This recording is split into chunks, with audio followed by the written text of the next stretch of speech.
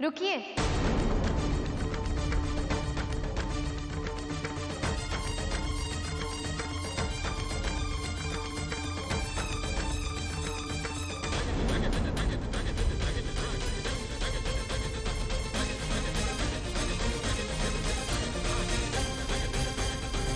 आप ये मत समझना कि हमें किसी बात का जवाब देना नहीं आता। हम चुप सिर्फ इसलिए हैं क्योंकि हमें बड़ों के आगे बोलना नहीं सिखाया गया और हमें अपने मायके के संस्कार और ससुराल की मर्यादा को संभालना अच्छी तरह से आता है।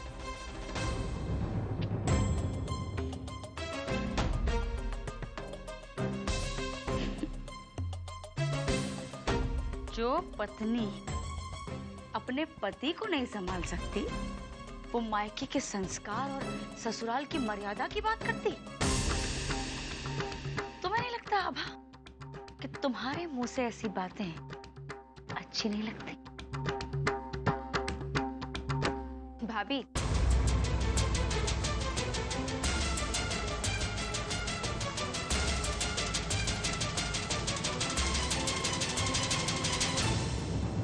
अच्छी और सच्ची बात कई बार सुनने वाले को किसी के भी मुंह से अच्छी नहीं लगती।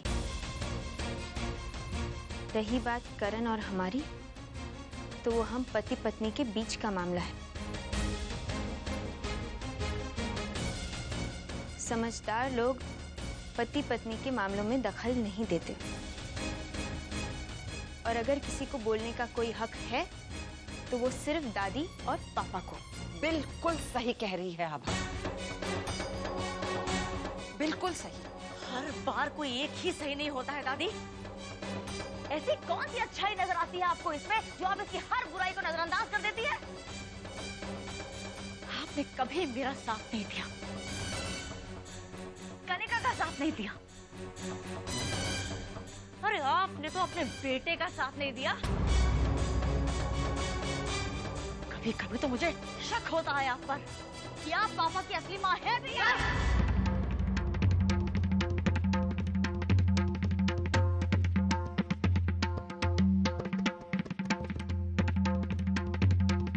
चुप हो जाइए। जिनके आगे उनके बेटे कुछ नहीं बोलते, उन्हीं से बहस कर रही हैं आप। जरा भी छोटे और बड़ों का लिहाज नहीं है आपको?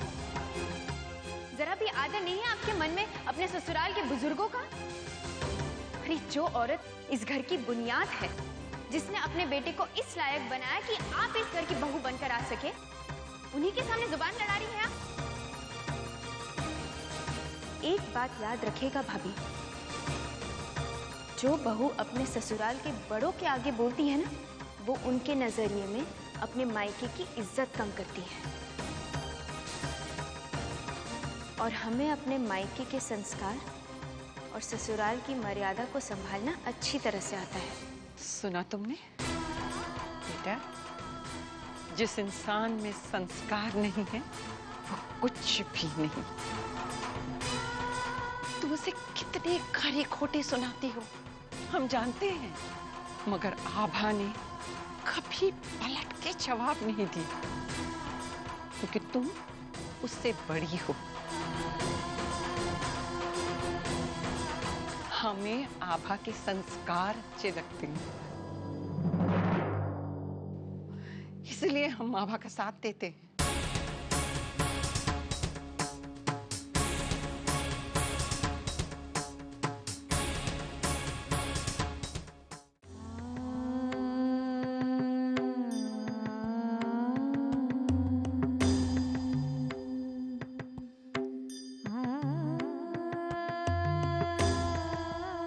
दादी,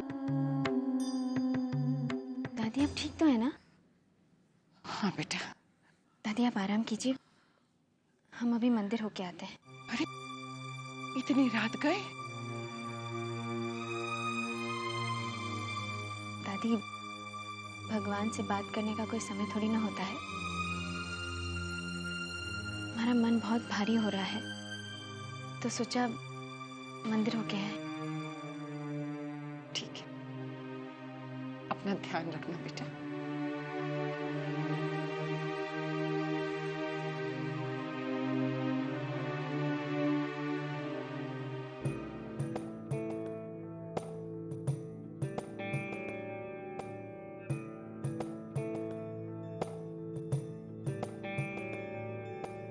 हम यहाँ नहीं रह सकते। हमें अपने परिवार और उन रिश्तों के लिए वहां जाना होगा। कैसी है ये उदासी छाई मेरे दिल, कैसी गहरी है ये तन्हाई मेरे दिल। राहों में यादों की खामोशी बरसे, आँखों में जो गम है आंसू का तरसे। ये बता ये क्यों हुआ, बुझ गया क्यों हर दिया। कैसी है ये उदासी छाई मेरे दिल।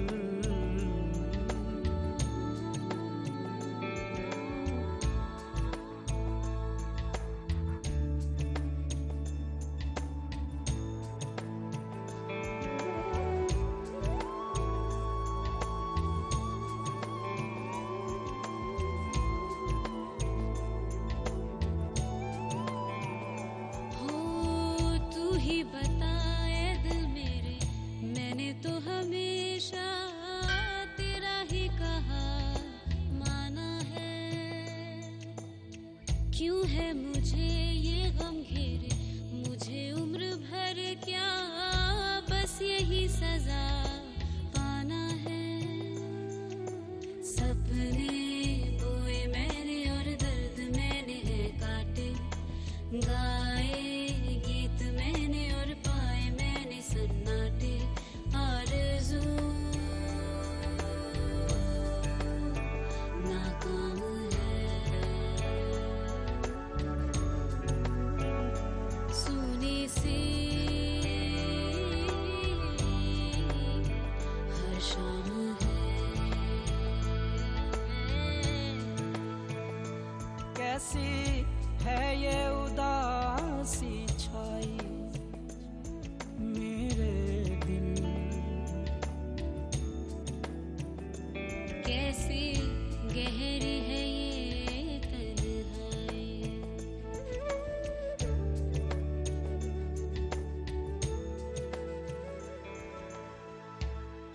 तुम समझ नहीं रही हो आभा।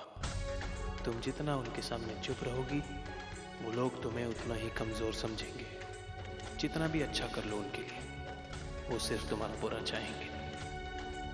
मैं जानता हूं उन्हें, और कितनी बेइज्जती सहना चाहती हो तुम।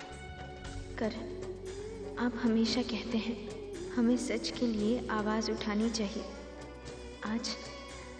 आज हमने दादी के सामने शैली भाभी और कनिका को उनकी गलती का एहसास करवाने के लिए आवाज़ उठाई। करण, हम अक्सर चुप लगा जाते हैं सिर्फ इसलिए कि ये घर न टूटे और ये रिश्ते बने रहें।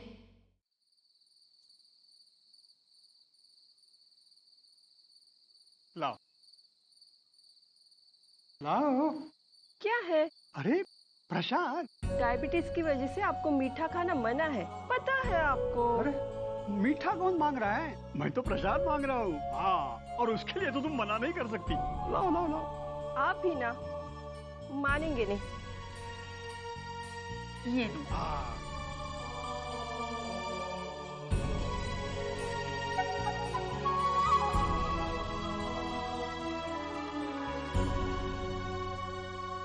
ये क्या है?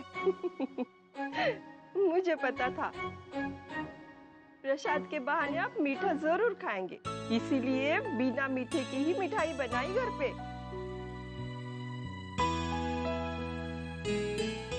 अरे तुम तो ना मैं आपको 25 सालों से जानती हूँ। हे भगवान, चलो घर चले।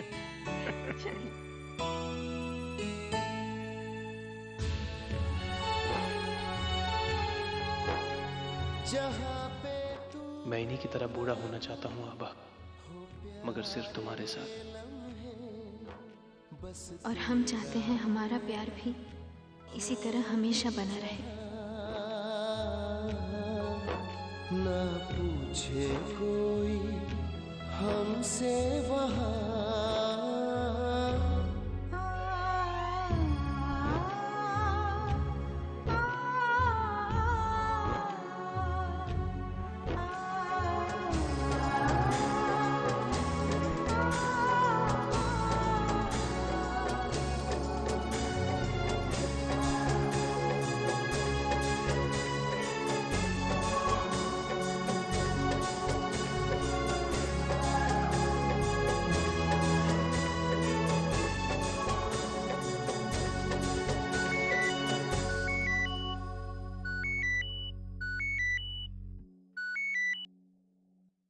हेलो हाय करण, कैसे हो तुम? सानिया, मैं ठीक हूँ। घर पे सब कैसे हैं? आभा कैसी है? ठीक नहीं सानिया।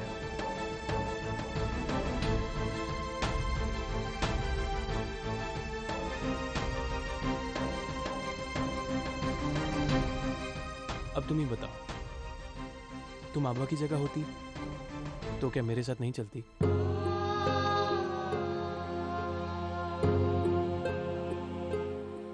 करण, मैं तुम्हारी बात जरूर मानती। तुम जो कहते मैं वही करती।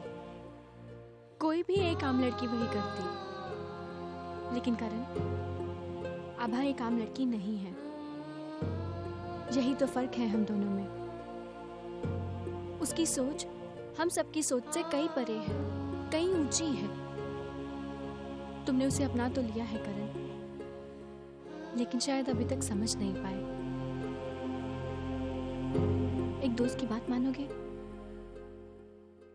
उसके पास वापस चले जाओ please. Take care, bye.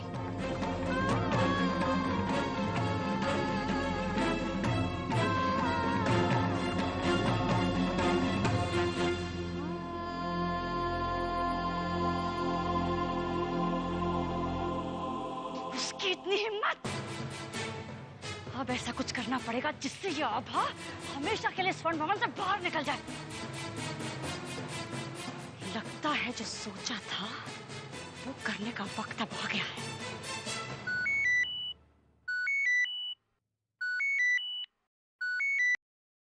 Hello. अरे इतने दिनों से आपने फोन नहीं किया, इसलिए मैंने सोचा खुद ही फोन करके पूछ लेती हूँ। आपने जो तरकीब बताई थी उसका क्या हुआ? देखो इस समय में नहीं, आप देखिए। अरे ज्यादा दिनों तक मैं वो गहने अपने घर वालों से छुपाकर नहीं रख सकती। हर वक्त डर लगा रहता है, कहीं किसी की नजर पड़ गई तो बड़ी मुश्किल हो रही है। और वैसे भी हमारा घर भी तो कितना छोटा सा है, कहाँ छुपा के रखूं गहने? अगर आप बड़ा घर देती तो बात अलग थी। देखिए मामी जी, अभी मैं इसी के बारे में सोच रही थी। थोड़ा सा सब्र कर लीजिए, मौका मिलते ही मैं बात करती हूँ। और हो सकता है कि कल ही हो वो मौका।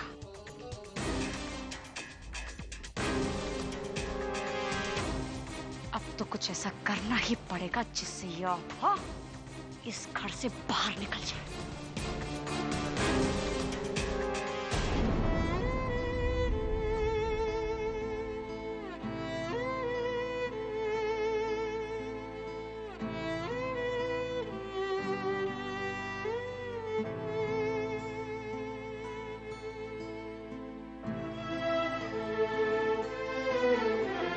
जब दुआएं मैंने रब से मांगी,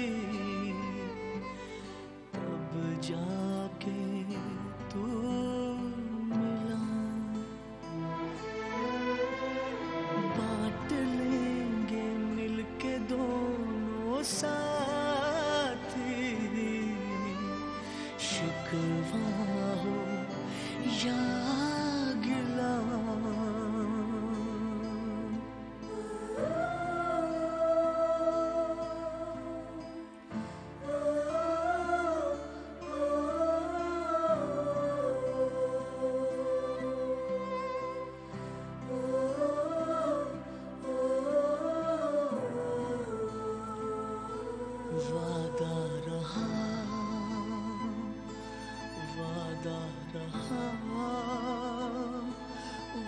वादा रहा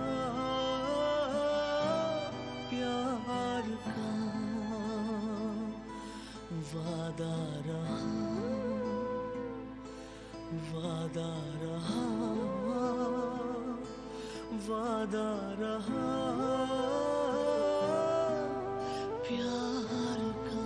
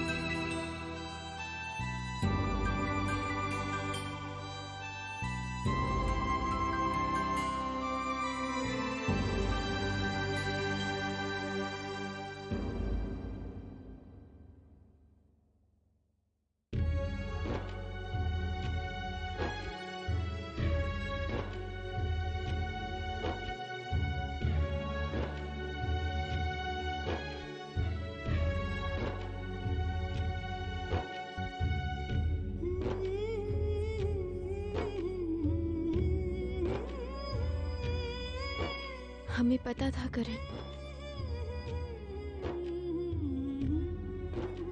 आप लौट आएंगे। आप कभी हमें अकेला नहीं छोड़ेंगे। हमें माफ कर दीजिए, हमने आपकी बात ना मानकर आपका दिल दुखाया ना। पर हम क्या करते? हमें हर हाल में पापा का साथ देना था। आप यकीन मानिए, पापा का साथ देकर हम आप ही का साथ दे रहे हैं।